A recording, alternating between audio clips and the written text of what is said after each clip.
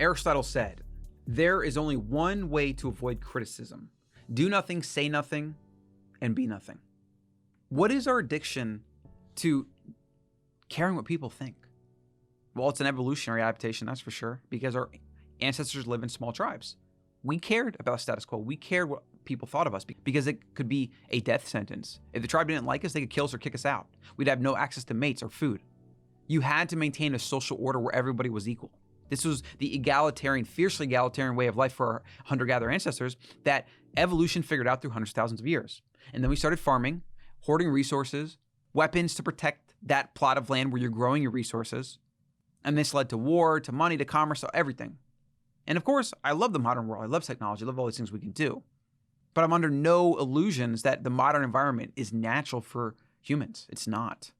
So today's topic is, how most people go through life and they don't do what they want to do. They live for other people.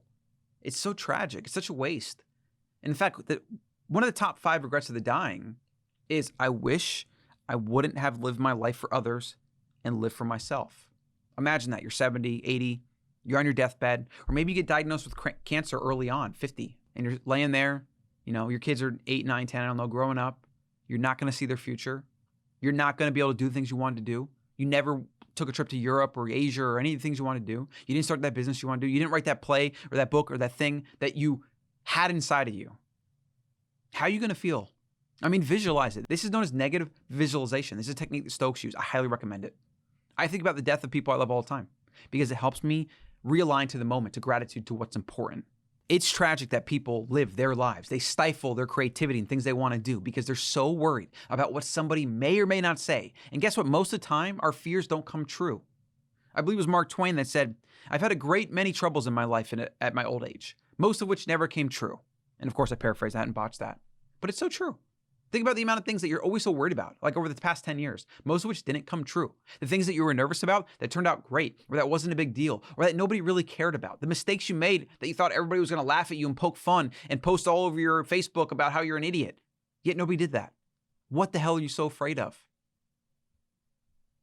You get one chance at this life. And even if you think there's an afterlife, you don't get this version of life. Maybe you float around in some ether utopia heaven or whatever, but you still don't get this physical life. And this physical life is really fucking awesome. It's fun. It's amazing. If you take advantage of it and you do what you need to do. And humans are not hardwired to do this. We are simple animals, yet we try to think we're gods. And we fall victim to habits that are built into our biology. And one of them is caring what people think. You can control this. You can mitigate this though. There's things that you can do. I'm recording this video in the privacy of my own home, my studio. Nobody has any say in what I say. I can edit it on the back end. I can release it or not release it. And when I used to put videos out, I was nervous about it. Is anybody going to watch it? What will they say? Negative comments. And the more I did it, the more it was natural, the more I didn't care what people had to say. And you do that more and more and more and over and over and over. And before you know it, you're literally a different person. Navy SEALs, they jump out of a plane 100 times. They die 100 times or more. Why? Because that's how you get good at things and that's how you remove the fear. The first time jumping out of your plane, I guarantee you're going to be afraid. But the 100th time, just walk in the park, another day.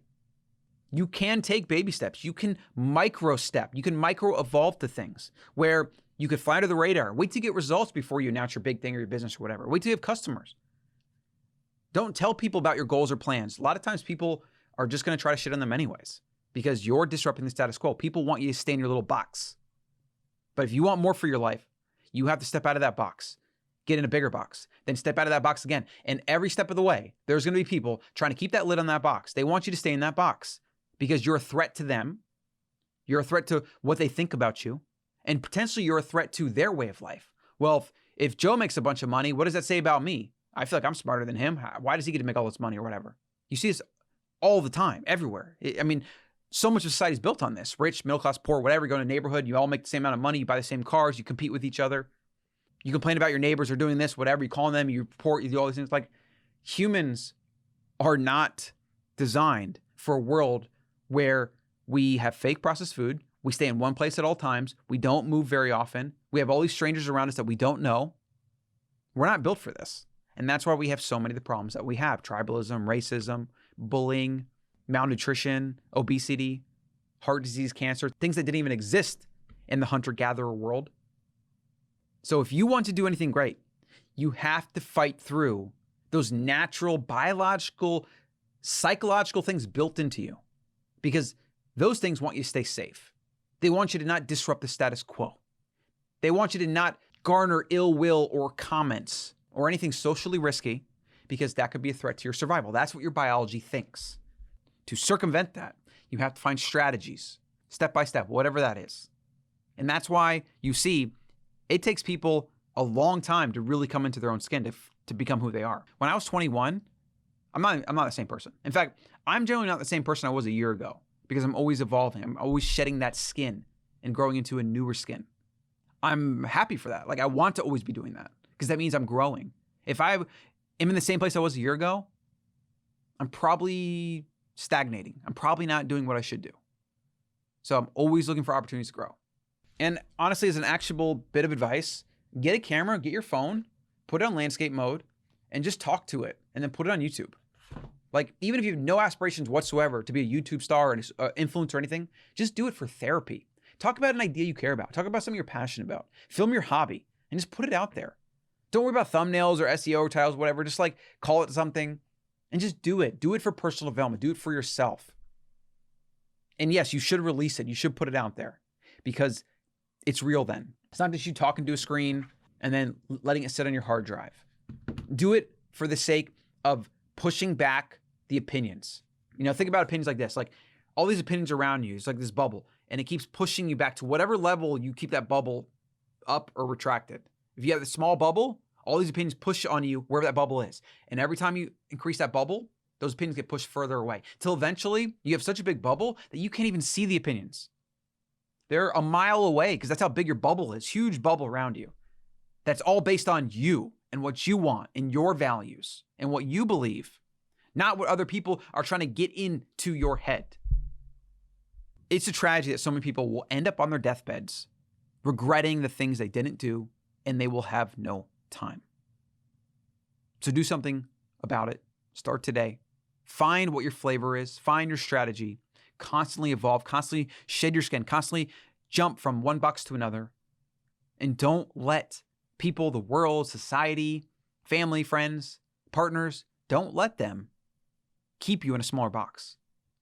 Because at the end of your life, when you realize that was ridiculous and stupid and petty and egotistical, and you maybe even hate that person for it, well, it's really yourself. It's your responsibility, not theirs. Hey, Colin here. Got a freebie for you. Click on the button below to go to theancestralmind.com and download the 7 Principles of Living Wild. This is a short PDF that's got some of the main principles, such as real food, sleep, movement, and a couple more that are going to help you live more ancestrally in accordance with your genes.